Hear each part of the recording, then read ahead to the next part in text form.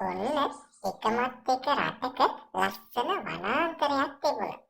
එක දවසක හැන්දෑ යාමේ අපේ ඉත්තෑහාමි ගෙදර බලා යන ගමන් තමයි හිටියේ. එහෙම යනකොට අපේ ඉත්තෑහාමිට ඔන්න හාපුංචක් හම්බ වුණා. ආහා පුංචා කොහෙද? ගෙදර යන ගමන්ද? ඔව් ඉත්තරාලේ මමත් මේ ගෙදර යන ගමන්. එහෙනම් අපි දෙන්නම එකට යන්කෝ. දෙන්නම මෙහෙම ඇවිදගෙන යනකොට පාර තිබුණු පොල් කෑල්ලක් හාපුංචයි කකුල වැදිලා විසික් වුණා. හාපුංච බොහොම අමාරුවෙන් නැවැටි බේරුණා. ඒකට එක්කපු ඉත්තෑරාල ටග්ගාලා දුවලා ගිහිල්ලා අර පොල් කෑල්ල ඉත්තෑරාල අහුලගත්තා. ඒක දැකපු හාපුංච ඇහුවා මොකටද ඔය පොල් කෑල්ල ගත්තේ කියලා. මේක එසේ මෙසේ පොල්ලක් නෙමෙයි. මේක මැජික් පොල්ලක්. හාපුංච සමච්චලයට hina වෙන ගමන් දෙන්නම ගමන යන්න පටන් ගත්තා. ඉතින් මේ දෙන්නට මෙහෙම යන ගමන් එක දිය පාරකින් එකට වෙන්න උනා. හාපුංච එක පින්නෙන් එහා පැත්තට පැනගත්තා. ඉත්තරාලේ බලන් ඉන්න නැතුව ඔය පොළු කෑල්ල විසික් කළා ඔය මේ පැත්තට පයින්න. ඉත්තෑරාල ටිකක් කල්පනා කරලා ඉඳලා චුට්ටක් පස්සට ගියා.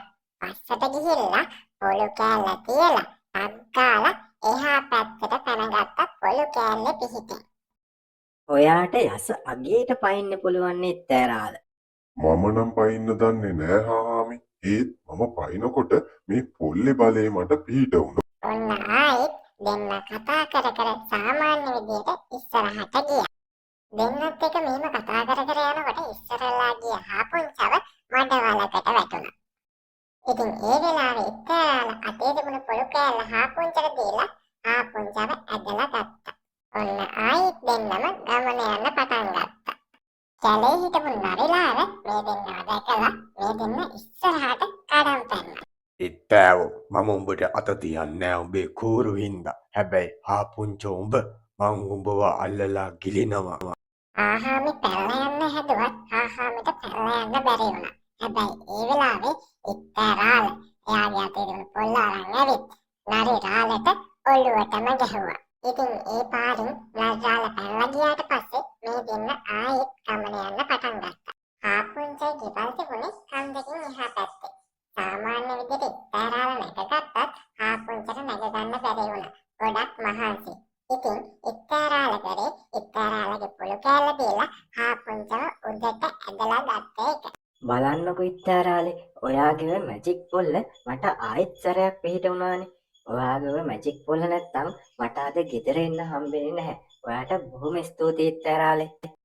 හාමි මේ පොල්ල මගෙන් තෑග්ගක් විදියට ඔයාම තියාගන්න. අපෝ ඉත්තරාලේ එතකොට ඔයා කොහොමද මැජික් බලේ නැතුව ඉන්නේ? කමක් නැහැ හාමි. මම පොළු කෑල්ලක් හොයාගන්නම්.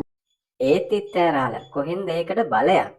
බලේ තියෙන්නේ මෙන්න මෙතන මොලේ හාමි. ඥානවන්තකමකුයි හොඳ හදවතකුයි තියෙනවා නම් මැජික් ඕනේ නැහැ. විශේෂ බලයකුත් ඕනේ නැහැ හාමි.